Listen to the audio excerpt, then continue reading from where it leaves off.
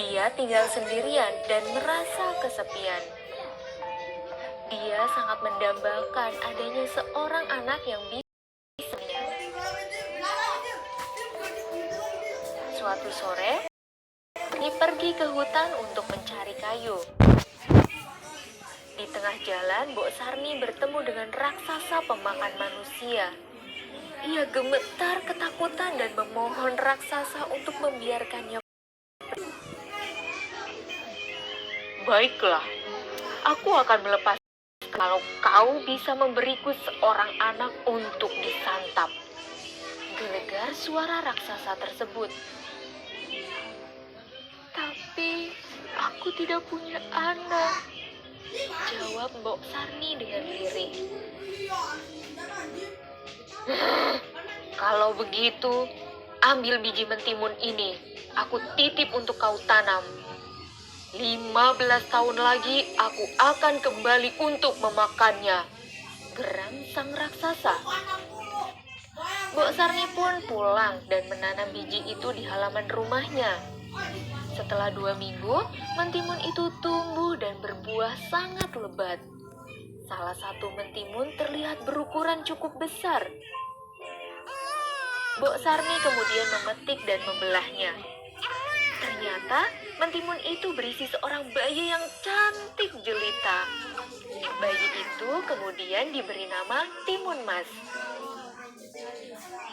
Walaupun bahagia mendapatkan seorang anak, Mbok Sarni teringat akan janjinya pada raksasa. Ia berpikir keras mencari cara agar Timun Mas tidak diambil oleh raksasa.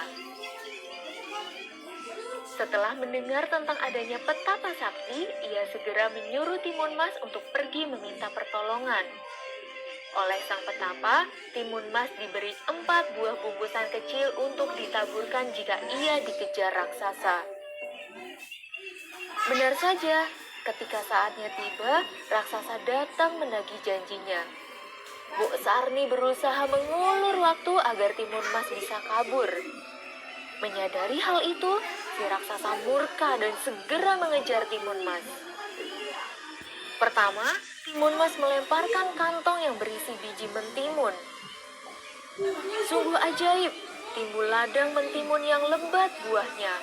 Langkah raksasa pun menjadi terhambat karena tubuhnya terlilit batang mentimun. Lalu, dari jarum di kantong kedua, tumbuhlah pohon bambu yang sangat tinggi dan tajam. Kemudian, garam dalam kantong ketiga mengubah hutan menjadi lautan yang sangat luas. Namun, raksasa tetap saja berhasil terbebas dari hambatan dan terus mengejar Timun Mas. Ketakutan, Timun Mas pun melempar kantong terakhirnya yang berisi terasi. Dari situ terbentuklah lautan lumpur yang mendidih. Akhirnya sang raksasa terjebur di dalamnya dan mati. Timun Mas kembali ke rumah Mbok Sarni dengan lega. Mereka pun kini hidup berbahagia. Nah, sekarang Kak Eka mau kasih pertanyaan dari cerita yang telah disampaikan tadi. Pertanyaan pertama, berdasarkan cerita rakyat tersebut, raksasa tidak jadi memakan Mbok Sarni karena... Pertanyaan kedua, amanat yang terkandung dalam cerita adalah... Dan pertanyaan ketiga,